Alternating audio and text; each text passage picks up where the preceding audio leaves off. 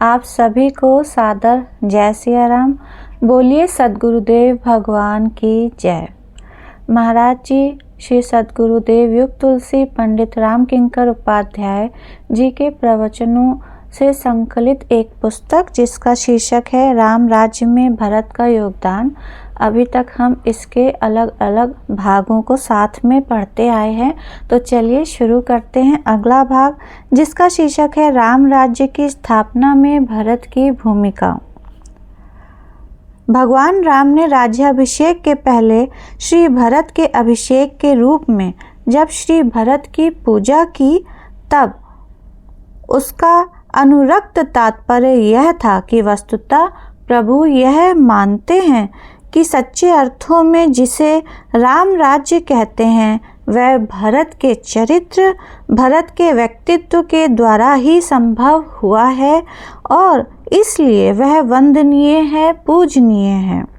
श्री भरत की जो भूमिका है उस पर विचार करें तो यह बड़ा ही उपयुक्त और यथार्थ प्रतीत होता है।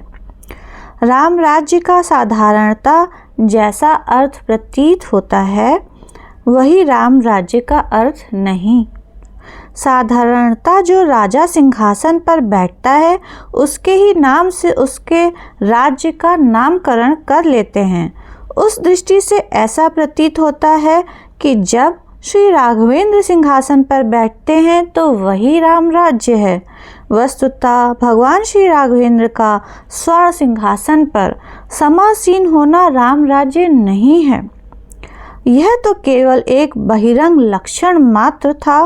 वस्तुतः राम राज्य की स्थापना तब होती है जब हमारे अंतःकरण के सिंहासन पर हमारे जीवन में भगवान श्री राघवेंद्र सिंहासनासीन हो। उसका अभिप्राय यह है कि वस्तुतः ईश्वरी राज्य होते हुए भी तात्विक रूप से सारे ब्रह्मांड के स्वामी ईश्वर के होते हुए भी हमारे जीवन पर दुर्गुण दुर्विचारों का राज्य है और जब तक इन दुर्गुण दुर्विचारों के स्थान पर भगवान प्रतिष्ठित नहीं होते हैं तब तक सच्चे अर्थों में राम राज्य की स्थापना नहीं होती है। अब इन दुर्गुणों का वर्णन गोस्वामी जी ने दो रूपों में किया है। उन्होंने जो विभाजन किया है बड़ा मनोवैज्ञानिक और समझने योग्य है। आप देखेंगे कि एक और तो जो लंका के राक्षस हैं उनकी तुलना भी गोस्वामी जी दुर्गुणों से करते हैं।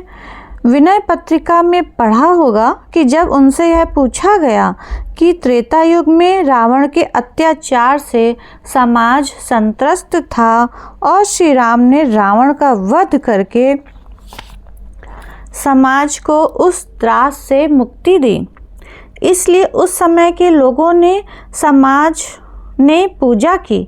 पर आज के युग में जब रावण कुंभकर्ण मेघनाद नहीं है, लंका नहीं है, राक्षसों का अत्याचार नहीं है, तो फिर हमारे जीवन में श्री राम और श्री राम की भक्ति की क्या आवश्यकता है।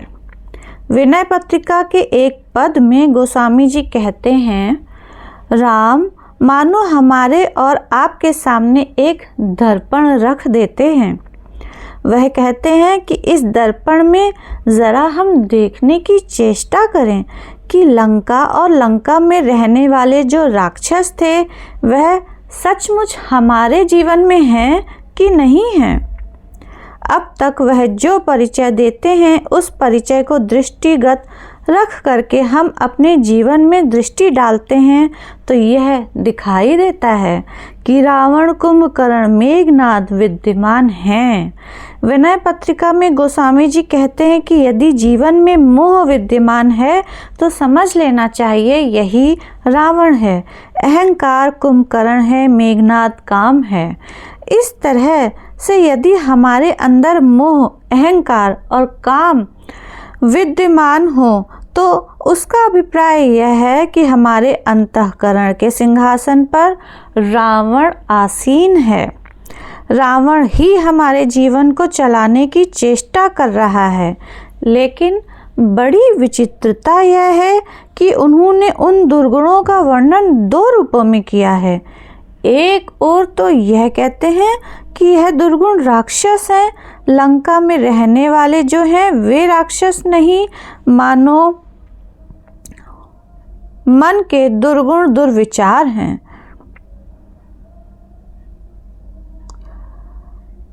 दूसरी ओर यह कहते हैं कि ये दुर्गुण और दुर्विचार जो हैं वे रोग हैं, जिसका वर्णन लंका में किया गया था राक्षस के रूप में, उन्हीं का वर्णन मानस के उत्तरकांड में रोग के रूप में किया गया है। यहाँ तो यह कहा गया है कि मोह रावण, और जब आप मानस के मन के अंतर मन में रोगों के विषय में पढ़ते हैं तो वहाँ गोस्वामी जी कहते हैं, मोह सकल व्याधिन कर मूला, तिनते पुनि उपजाऊं बहुसूला। मुझे एक बात के लिए आप लोग क्षमा करिएगा कि इस बुक में काफ़ी मिसप्रिंट्स हैं, तो कहीं कहीं मुझे भी नहीं समझ में आ रहा कि एग्जैक्ट क्या वर्ड होगा, फिर भी मैं अपनी तरफ से पूरा प्रयास करती हूँ। काम वात कफ लोभ अपारा, क्रोध पित्त नित छाती जारा, प्रीति करें जो तीनों भाई, उपजय सन्निपात दुखदाई। जैसे रावण से राक्षस का जन्म होता है, ठीक उसी प्रकार से गोस्वामी जी कहते हैं कि मनुष्य के मन में जितने भी दुर्गुण उत्पन्न होते हैं उसके मूल में मोह है। इसका अभिप्राय यह है कि भगवान राघवेंद्र दुर्गुणों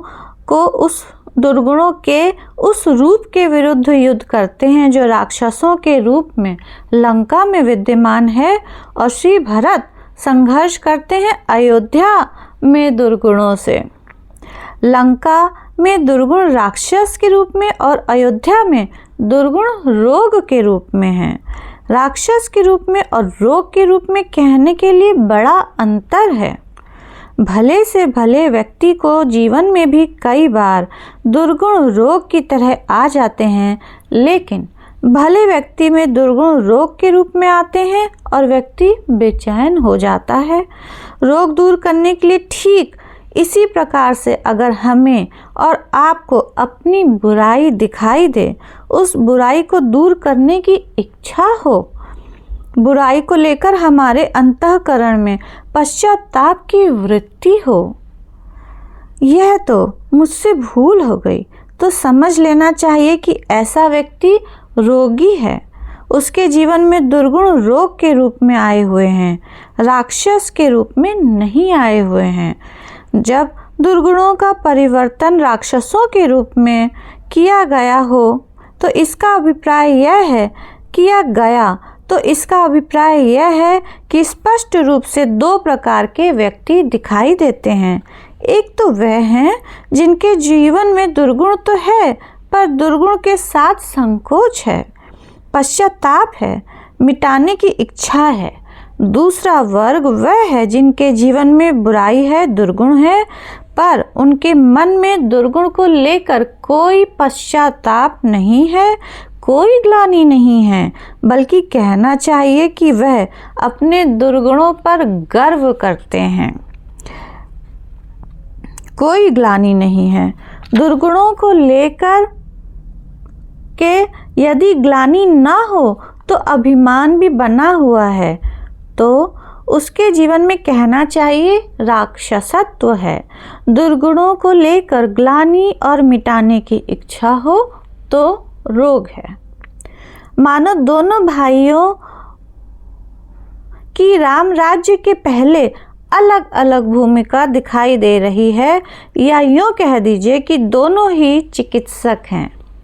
चिकित्सा के दो विभाग हैं। एक चिकित्सा विभाग वह है जिसमें दवा दे करके रोग को दूर किया जाए, और दूसरा विभाग वह है जिसमें दवा के द्वारा नहीं किसी अंग को काट कर चिकित्सा की जाए।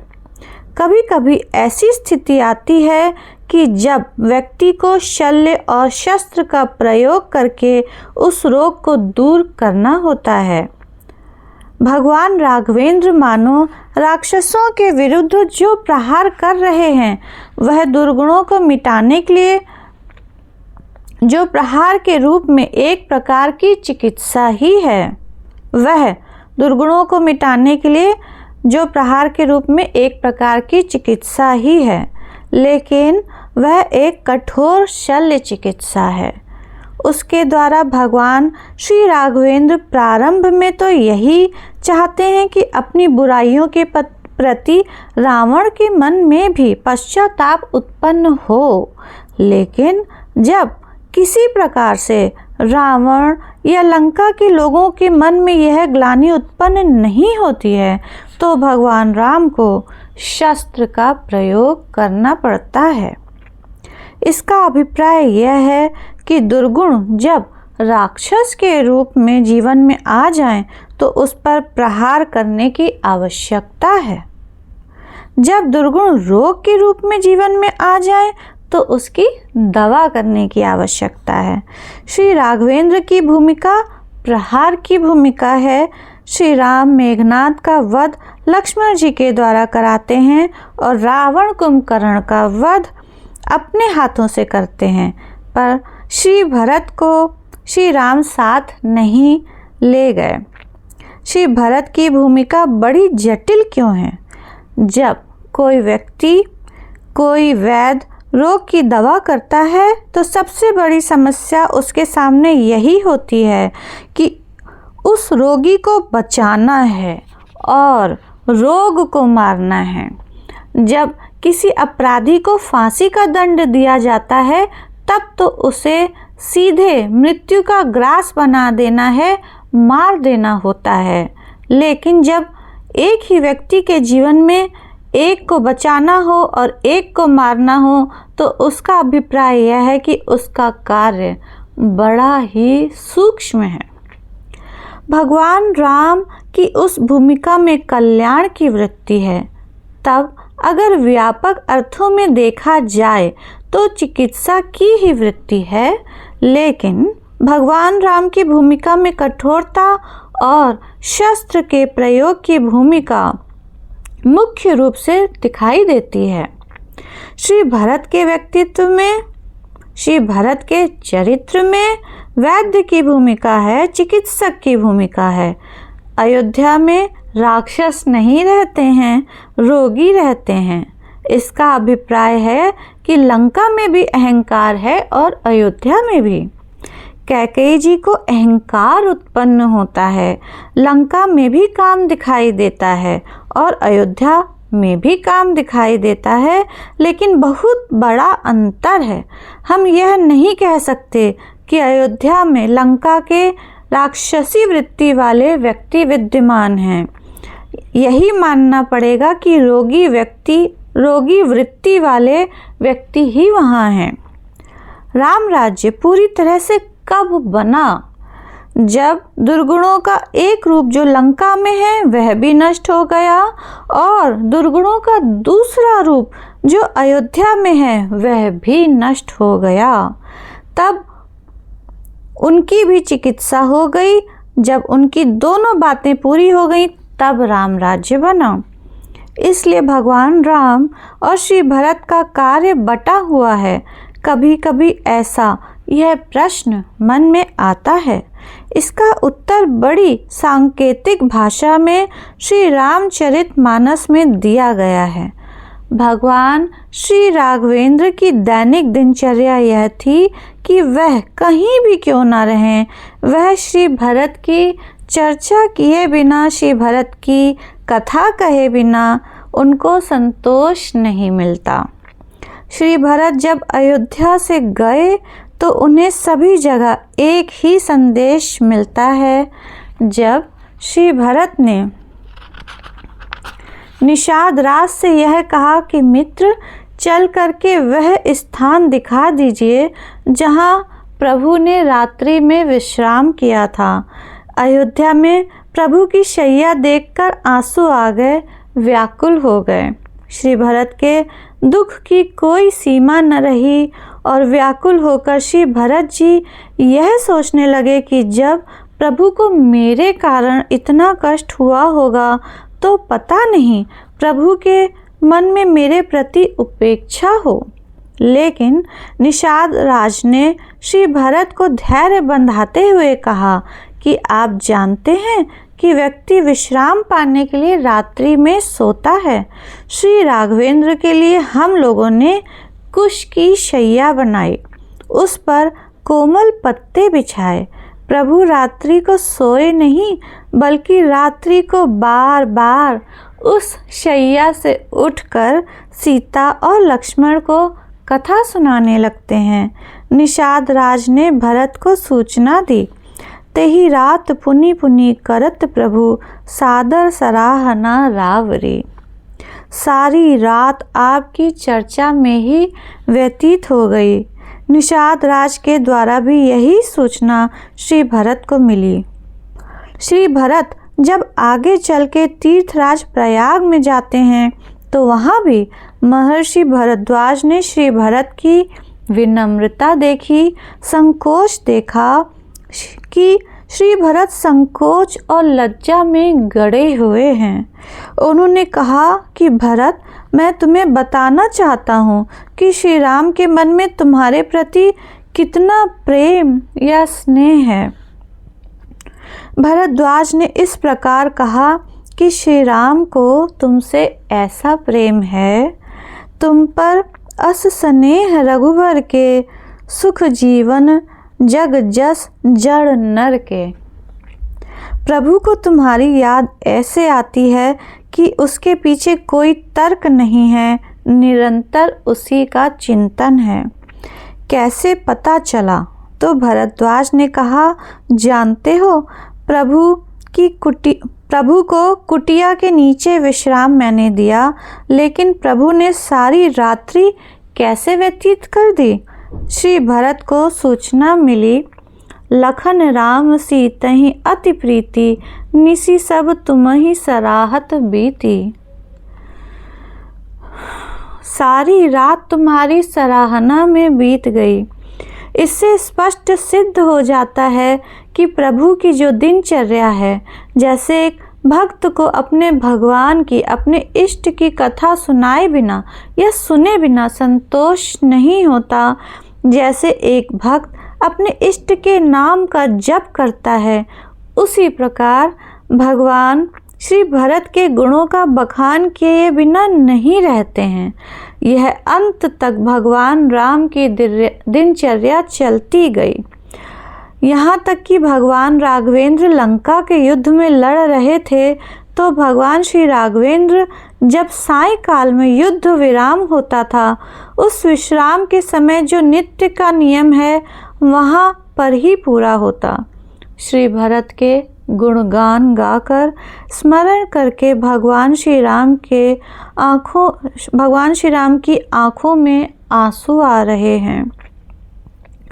हनुमान जी ने यह सूचना भरत जी को दी तो भरत जी ने बड़े संकोच से पूछा, बोले, हनुमान, मैं पूछता हूँ, निज दास ज्यों रघुवंश भूषण कबहु मम सुमिरन करो। आप तो इतने दिनों से प्रभु के साथ हैं कि प्रभु ने कभी इस रूप में मेरी याद की कि भरत मेरा एक दास है। हनुमान जी ने चरणों को पकड़ करके कहा, महाराज, आप एक दिन के लिए पूछ रहे हैं और मैंने तो यह देखा कि रघुबीर निज मुख जास गुण गण कहत, अग जगन्नाथ जो काहे न होई बिनीत, परम पुनीत सद्गुण सिंधु सो। स्वयं भगवान श्री राम भरत का गुण गाते हैं। आजकल भी हमारे मन में प्रश्न आता है, उस समय भी आता रहा होगा, आज भी कभी कभी लोग पूछते हैं कि जब लक्ष्मण जी की शक्ति का समाचार भरत को मिला तब वह सेना लेकर क्यों नहीं गए। यह बड़ा प्रसिद्ध प्रश्न है और प्रश्न बिल्कुल ठीक लगता है। भाई, इतने बड़े संकट का समाचार होने पर भी श्री भरत सेना लेकर नहीं गए, अयोध्या में बैठे रहे। बड़ी अटपटी सी बात लगती है। भूमिका में रोग और राक्षस की बात कही जा चुकी है। रोग और राक्षस के रूप में सांकेतिक भाषा यह है कि लक्ष्मण जी और मेघनाद का संघर्ष हुआ और उस संघर्ष में मेघनाद लक्ष्मण जी के सामने बार बार पराजित होता है। लेकिन एक क्षण ऐसा आता है कि जब मेघनाद ने प्रहार किया, लक्ष्मण जी मूर्छित हो गए। अगर इसको आध्यात्मिक दृष्टि से विचार करके देखें तो इसको गोस्वामी जी की भाषा में यह कह सकते हैं कि मेघनाद काम है और लक्ष्मण जी के लिए बार बार कहा गया है, लखन राम सीता सहित राजत पर्ण कुटीर, भगति ज्ञान वैराग्य जनु सोहत धरे शरीर। लक्ष्मण जी मूर्तिमान वैराग्य हैं। रामायण में वैराग्य के दो रूप हैं, हनुमान जी और लक्ष्मण जी। हनुमान जी के लिए भी गोस्वामी जी विनय पत्रिका में कहते हैं परम वैराग्य के रूप हैं। ये वैराग्य के जो दो रूप हैं, हनुमान जी और लक्ष्मण जी। हनुमान जी महाराज बाल ब्रह्मचारी और विरागी हैं। लक्ष्मण जी महाराज देखने में गृहस्थ हैं पर विरागी हैं। दोनों का विराग भिन्न प्रकार दिखाई देता है। अब सांकेतिक भाषा में यह देखें तो रामायण में यह मिलता है कि जब मेघनाद को कभी हनुमान जी लड़ने के लिए बुलाते हैं तो हनुमान जी के सामने आने में मेघनाद को डर लगता है। हनुमान जी का बल मेघनाद देख चुका है। आध्यात्मिक अर्थों में यह है कि हनुमान जी हैं बाल ब्रह्मचारी और मेघनाद है काम। काम किसके सामने आने से डरेगा? बाल ब्रह्मचारी होगा, जहाँ वैराग्य होगा वहीं पर काम का भयभीत होना स्वाभाविक है। अतः मेघनाद हनुमान जी के सामने नहीं आता है, परंतु लक्ष्मण जी के वैराग्य को मेघनाद नहीं समझ पाता है, क्योंकि उसको लगता है कि लक्ष्मण जी तो हमारे समान हैं, उनका विवाह हो चुका है, उनकी पत्नी है। ऐसी स्थिति में प्रत्यक्ष वैराग्य तो दिखाई देता है, पर जो प्रवृत्ति वैराग्य में है उसको पहचानना कठिन है। दोनों से मेघनाद का युद्ध होता है। हनुमान जी के सामने नहीं आता पर लक्ष्मण जी के सामने आता है। लक्ष्मण जी में इतनी क्षमता है कि मेघनाद बार बार हारता है। लेकिन एक क्षण ऐसा आता है जब उसका प्रहार काम कर जाता है। लक्ष्मण मूर्छित हो जाते हैं। रामायण में यह बड़े महत्व का तथ्य है कि श्रेष्ठ से श्रेष्ठ पात्रों की पराजय का वर्णन किया गया है। नारद जी के प्रसंग की बात जब मैंने कही तो नारद जी के जीवन में अहंकार आ जाता है।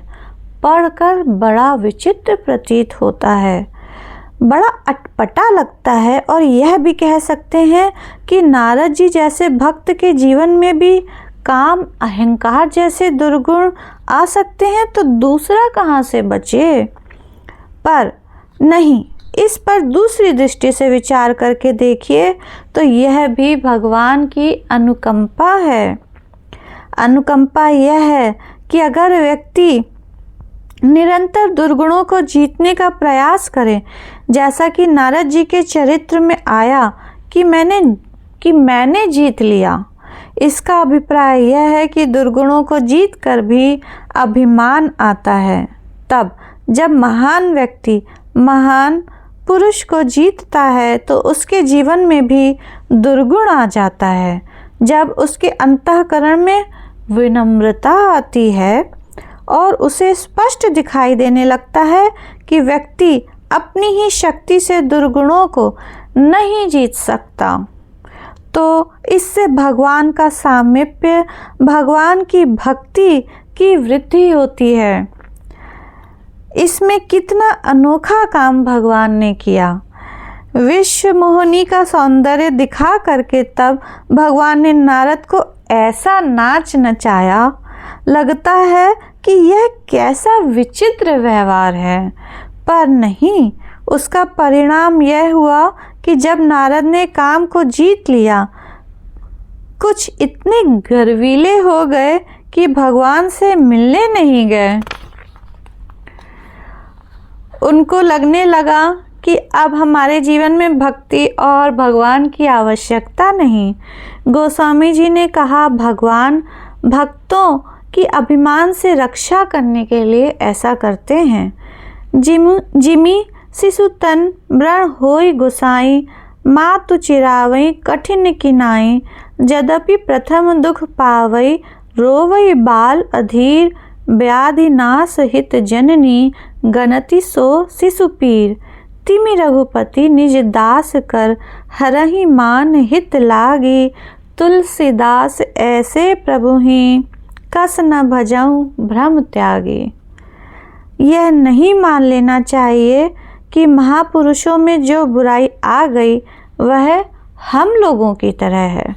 इसका अभिप्राय यह है कि उसके द्वारा भी उनकी भक्ति की ही वृद्धि होती है, नम्रता की ही वृद्धि होती है। यही भक्ति की विशेषता है।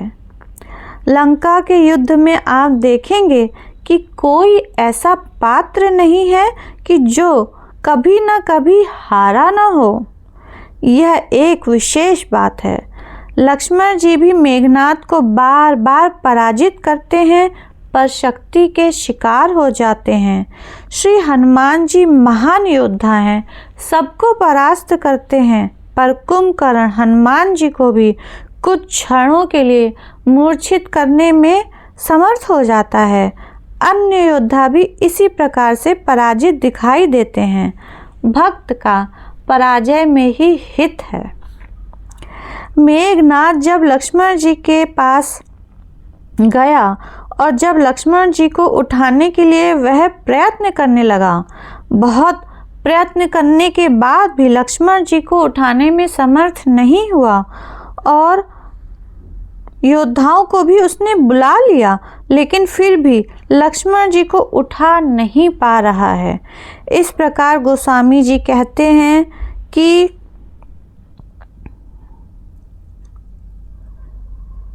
यहाँ पे कुछ मिसप्रिंट है, लिखा है कि तरुण योद्धा मेघनाद भी लक्ष्मण को उठाने की चेष्टा करते हैं पर वह भी उठाने में असमर्थ हो जाता है।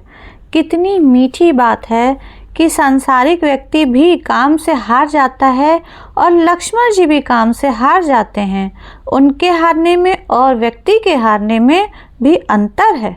अंतर यह है कि जब सांसारिक व्यक्ति काम से हारेगा तो अंत में मोह के चरणों में बंध जाएगा, लेकिन भक्त की विशेषता यह है कि भले ही वह हार गया हो पर मूर्छित होने पर भी वह भगवान की गोदी में गया, रावण के चरणों में नहीं गया। तब प्रभु ने लक्ष्मण से पूछा कि तुमने अयोध्या से लेकर इतनी यात्राएं की, तुम ही बताओ कि तुम्हें सबसे अधिक सुखद यात्रा कौन सी लगी।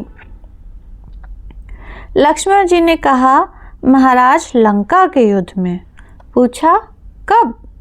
लक्ष्मण ने कहा, उस समय जब मेघनाद ने बाण मार के मूर्छित कर दिया। जब प्रभु ने हंस करके कहा, मूर्छित होने पर व्यक्ति गिर जाएगा, उसमें यात्रा कहाँ होगी। लक्ष्मण ने कहा, महाराज चल करके तो मैंने बहुत यात्राएं की, पर वह कितनी बढ़िया यात्रा थी कि हनुमान जी ने अपनी गोद में उठा लिया और आपकी गोद में दे दिया। एक पग चलना नहीं पड़ा और संत की गोदी में पहुंचने की जो यात्रा हो गई, क्या इससे बढ़िया कोई यात्रा हो सकती है। चिकित्सा के लिए यह आवश्यक है कि उपयुक्त वैद्य मिले, उपयुक्त दवा मिले, सही समय पर मिले, तब कहीं जा कर के रोग दूर होता है। यह महानतम भूमिका हनुमान जी के द्वारा संपन्न की गई। जब लंका से वैद्य लाने को कहा, यहाँ पर भी वही चिकित्सा का क्रम है। बहिरंग दृष्टि से देखें तो ऐसा लगता है कि राक्षस के प्रहार से मूर्छित हो गए, पर दवा के द्वारा चैतन्य करने का तात्पर्य अभिप्राय क्या है। लक्ष्मण के जीवन में राक्षसत्व का अधिकार नहीं है। यदि है तो यही कह सकते हैं कि एक क्षण के लिए मूर्छित करने में काम समर्थ दिखाई दे रहा है। उसकी चिकित्सा करने के लिए योग्य वैद्य की आवश्यकता है, दवा की आवश्यकता है, समय पर लाने की आवश्यकता है। सारा का सारा कठिनतम कार्य हनुमान जी ही को सौंपा जाता है। सचमुच हनुमान जी यह महान कार्य करते हैं। इसी बीच प्रभु ने हनुमान जी के प्रश्न का उत्तर दे दिया। हनुमान जी संजीवनी बूटी लेकर लौटने लगे तो प्रभु को कथा का ध्यान आ गया। प्रभु तो श्री भरत की कथा नित्य सुनाया करते हैं, तो लौटते समय जरा अयोध्या के ऊपर कम से कम देखते तो चलें। जिन भरत का गुण गाते हुए प्रभु नहीं अघाते हैं, वह श्री भरत कैसे हैं। अब गोस्वामी जी बड़ा सांकेतिक क्रम देते हैं, वह बड़ी सूक्ष्म भाषा है। भरत ने देखा आधी रात के समय विशालतम हनुमान जी पर्वत लिए हुए हैं। जब इस दृश्य को देखते हैं तो देखते ही श्री भरत के मन में यह बात आ जाती है कि निश्चय ही कोई बहुत बड़ा निशाचर जा रहा है। भरत ने जब बाण चलाया और हनुमान जी गिरे और गिरते समय श्री भगवान राम का स्मरण किया तो भरत जी समझ गए कि अरे, जो मूर्छा में भी भगवान का नाम न भूले वह कितना महान भक्त है। तब इसके बाद हनुमान जी से सारा समाचार मिला। भरत समझ गए कि मैं रहता तो अयोध्या में हूँ, पर मेरा काम तो लंका वालों की तरह है, क्योंकि एक महान व्यक्ति लक्ष्मण के लिए दवा लिए जा रहा हो और मैं उसे बाणों से घायल कर दूं, यह कार्य तो लंका वालों का ही था। तो इसके साथ यह भाग पूरा होता है और हम लोग अगले भाग में देखेंगे कि आगे क्या हुआ। परम पूज्य महाराज जी आगे की व्याख्या किस प्रकार करते हैं। इसी के साथ आपसे विदा लेती हूँ। बोलिए सियावर रामचंद्र भगवान की जय। बोलिए सद्गुरुदेव भगवान की जय। सद्गुरुदेव भगवान अमर हैं। जय जय श्री सीताराम।